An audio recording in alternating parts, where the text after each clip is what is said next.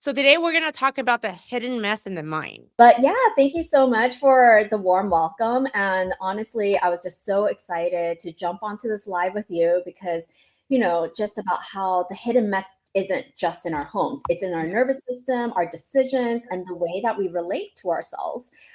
So I'm a master KonMari consultant. I'm certified by Marie Kondo, and I'm currently based in Edinburgh, Scotland, but I was born in LA, where you're based, I'm in Lillian. LA. And so I work with highly sensitive and deeply attuned people to declutter not just their homes, but their inner worlds, because the external mess is often just a reflection of internal overload. So when we clear the noise around us, we can finally hear ourselves again. Mhm.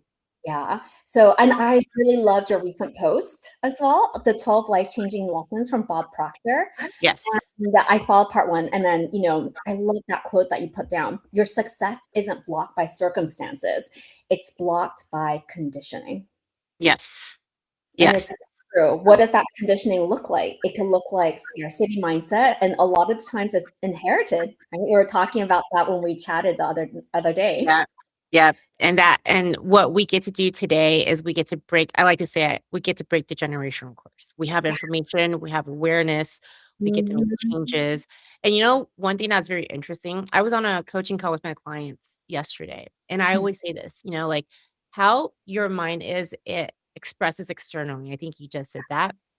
And Mhm. it's your house, it's how you dress and how you show up for yourself.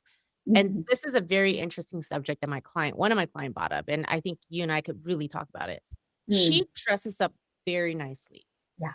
but the way she had told me was, "But I feel like I'm hiding myself because Mm. there's something that is holding her back." Yeah, she is presentable, she does dress nice, but she's Mhm. not achieving the results. So there's something even more deeper when we look at the mind, right? Yes. Yeah. Mm.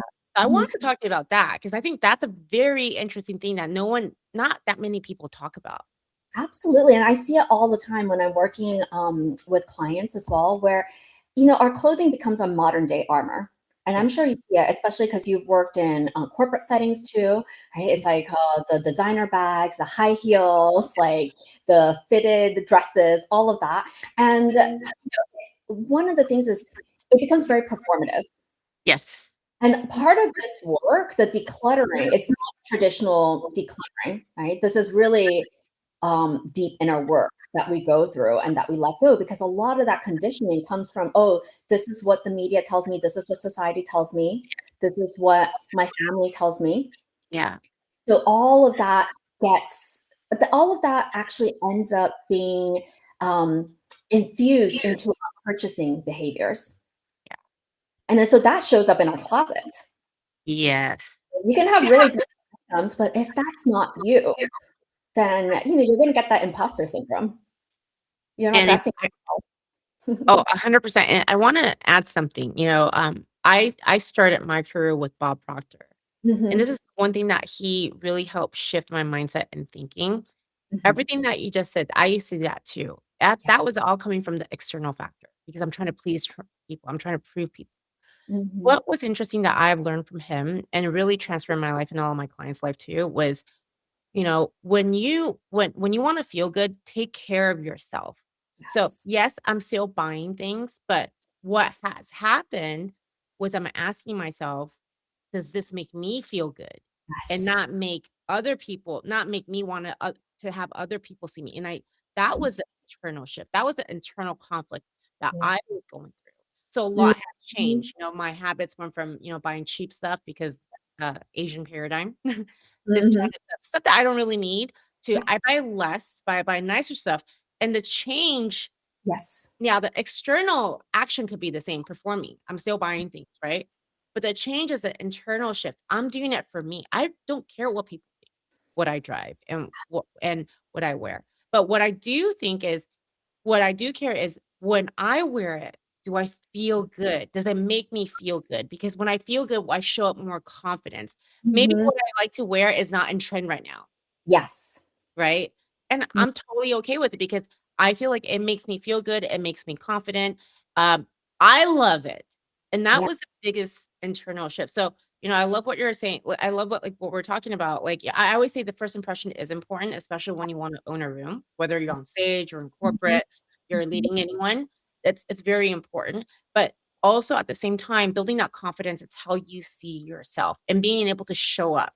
mm, One thing I've learned was I got to know who I am first before I even believed it, but I yeah. knew where I wanted to head. And I Mhm, started to dress like that person. When I say dress like that person, it's really doing it for me, the future Lillian, mhm, mhm, mhm. right? And Yeah, that's why we're so aligned, and we had such a great chat the other day because, the KonMari method is really based on joy and purpose and also releasing with gratitude. So I really loved how you also touched upon the people-pleasing tendencies too, because this isn't just about what you wanna keep in your life, but it also becomes a really embodied way of practicing to say no, but yeah, not resentment, like, not none of that residue, because if you're not letting go fully, if you're not letting go in a healthy way, it actually gets still it's still stored inside of you. yeah. So that's why we're using gratitude. That's the superpower. I wanna touch on this a little bit. So Mhm. I'm live in LA, LA. Yeah. When I think about this word gratitude, and I say this all the time, like, Mhm. really embody it because the reason why I bring up LA is, like, everything is gratitude. It's been commoditized. Mhm. You go to a dollar store, you see gratitude, decorations. You go to Pottery Barn, you see it. There's Gratitude Cafe. But Mhm. what does it really mean? Because I even remember when I watched the series Spark Joy, it's very simple. If it brings you joy, and then thank Yes. you for your home. Right, and Mhm. that's something that we often forget.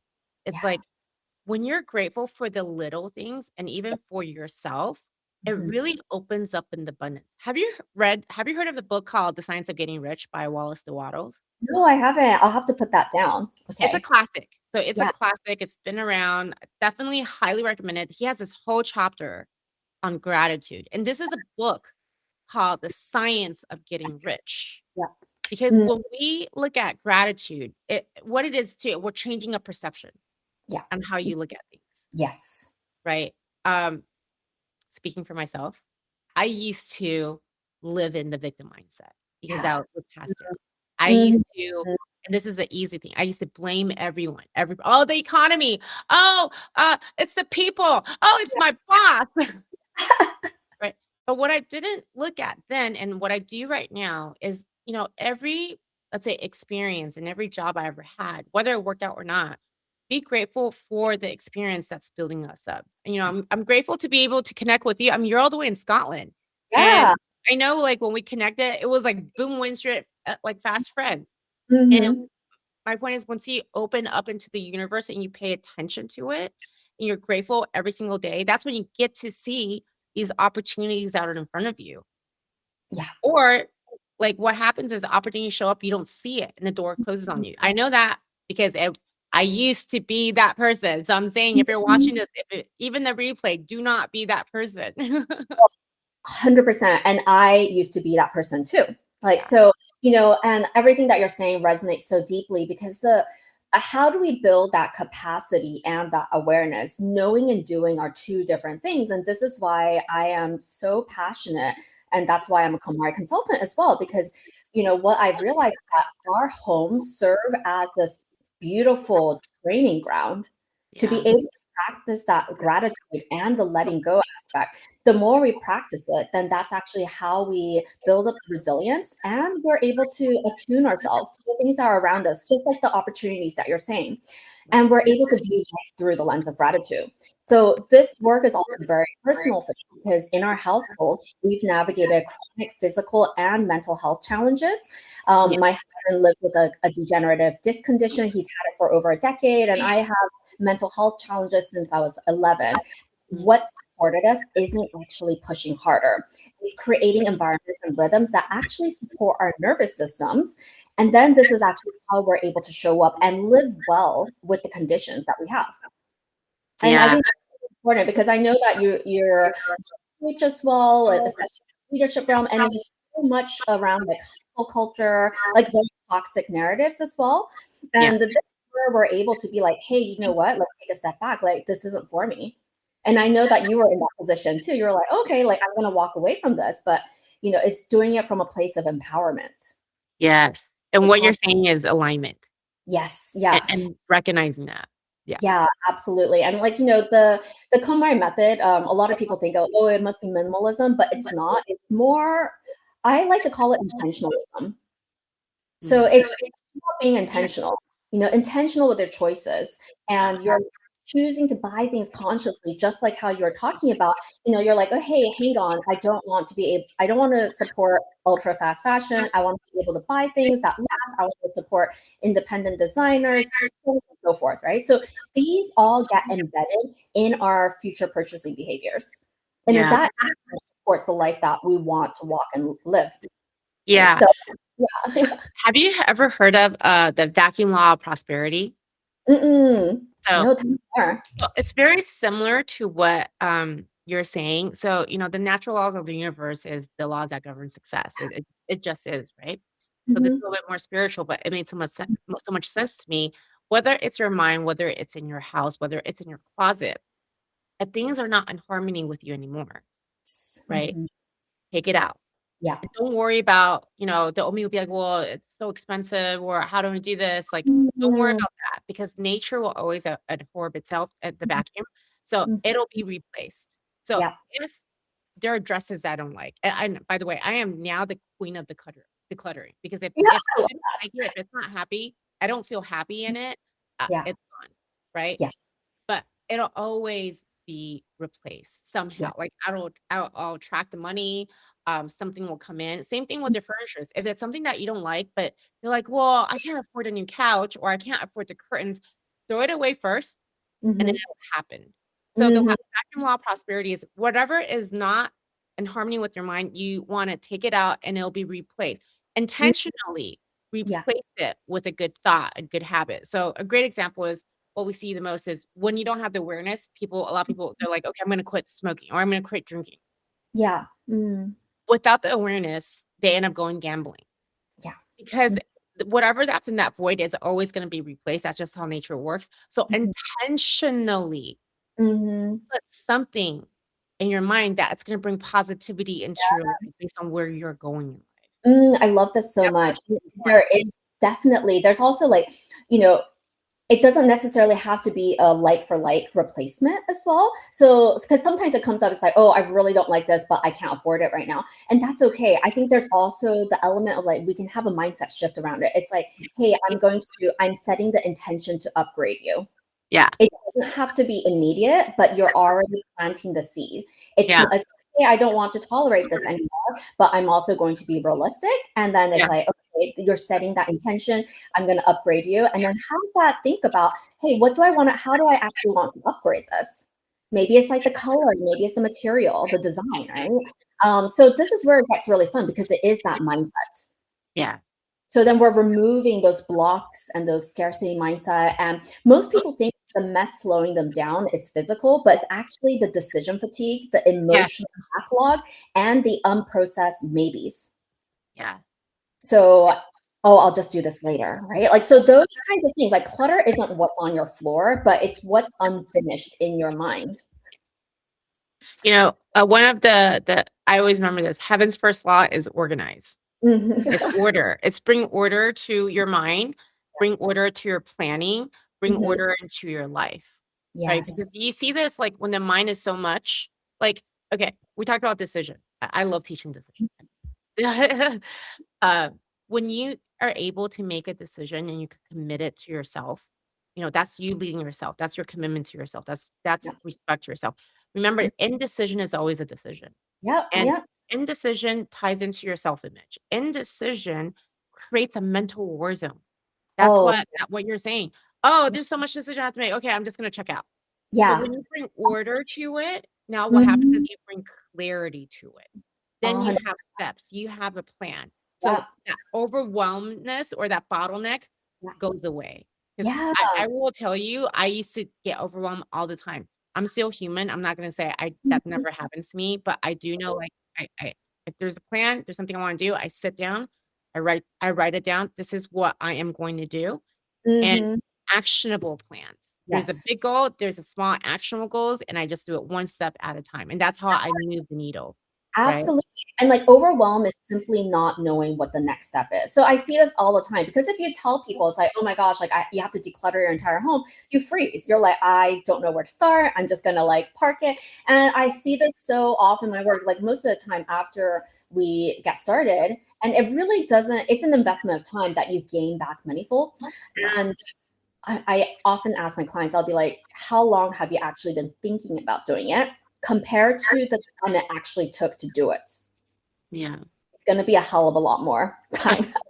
Yeah. So like, I with the HomeWire method, you're not just tidying, but you're actually training your brain to make aligned decisions one item at a time. And mm, average home, according to a German study, has around 10,000 items, Lillian. So that's 10,000 items, decisions made using the KonMari framework.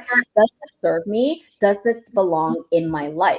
So over time, this actually rewires your brain from default overwhelm to intentional choices. I love that. Mm-mm. And it's like it's actually a mindfulness practice too. So mindfulness plays like a really huge role in our household. My husband is actually a mindfulness teacher and a leadership coach as well. So he leads like leaders and also elite athletes using mindfulness. And what we always hone in on is that awareness, practice, observation, it's a skill, and like any skill, it can be trained and honed.